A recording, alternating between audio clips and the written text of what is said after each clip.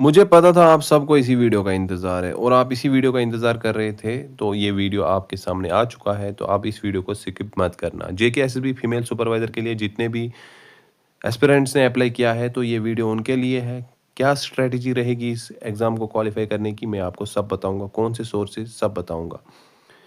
आपके पास जो सिलेबस है वो 120 मार्क्स का है और 6 सब्जेक्ट्स हैं आपके सिलेबस में। और अब आपने शुरुआत कैसे करनी है, कहाँ से शुरुआत करनी है, कौन से सब्जेक्ट को ज़्यादा टारगेट करना है, मैं आपको सब बताऊँगा।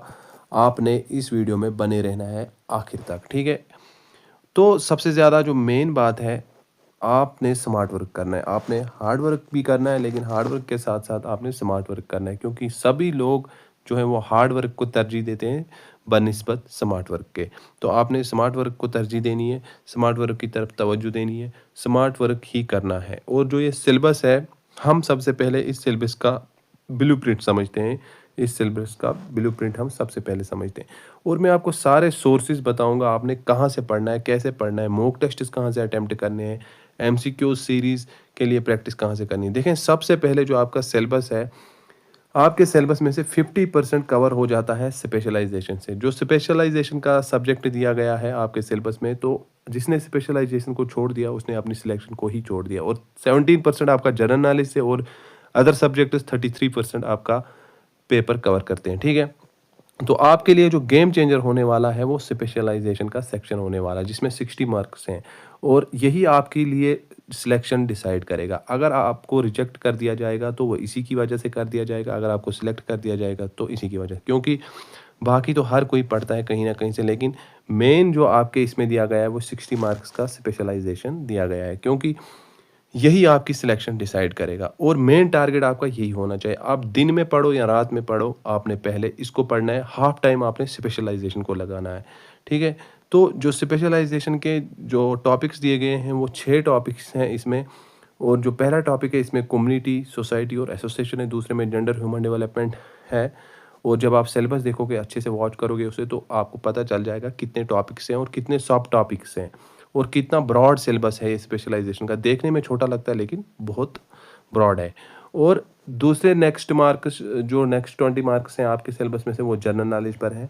वो जनरल नॉलेज, कौन सी जनरल नॉलेज आपने पढ़नी है, ये भी आपके सिलेबस में दिया गया है। आपने क्या पढ़ना है ये भी दिया गया है। बस आपको इंडिया के करंट इवेंट्स पढ़ने हैं और इंडियन हिस्ट्री पढ़नी है, फ्रीडम स्ट्रगल पढ़नी है, इंडियन कॉन्स्टिट्यूशन पढ़नी है, जेएंडके की हिस्ट्री, ज्योग्राफी और इकोनॉमी पढ़नी है, जेएंडके रीऑर्गेनाइजेशन एक्ट पढ़ना है, एनवायरनमेंट एंड इकोलॉजी पढ़नी है, जो कि फॉरेस्ट्री डिपार्टमेंट के एग्जाम्स में भी दिया गया था। अब उसके बाद आपने क्या करना है, आपने इन चीज़ों को आपने मास्टर कर लेना है। जो आपने स्पेशलाइजेशन है, जनरल नॉलेज है, स्पेशलाइजेशन को आपने आधा टाइम देना है। अगर आप दिन में 8 घंटे पढ़ते हो, 4 घंटे आपने स्पेशलाइजेशन को देने हैं, ठीक है?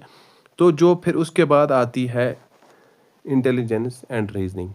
आपने डेली प्रैक्टिस करनी है, कम से कम आपने 1 घंटा डेली या आधा घंटा, पहले आप कम से स्टार्ट करना, क्योंकि आप पहले ही 1 घंटा नहीं पढ़ सकते, ठीक है, अगर आप फ्रेशर हो।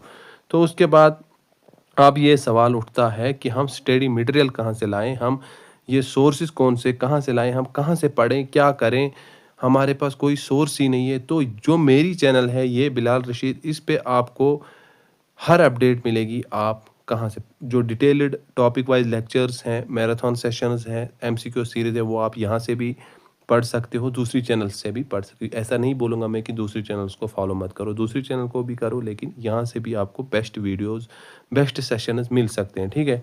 तो लास्ट में मैं आपको बताऊँगा आपका विनिंग एक्शन प्लान क्या होने वाला है और क्या रहना चाहिए, ठीक है?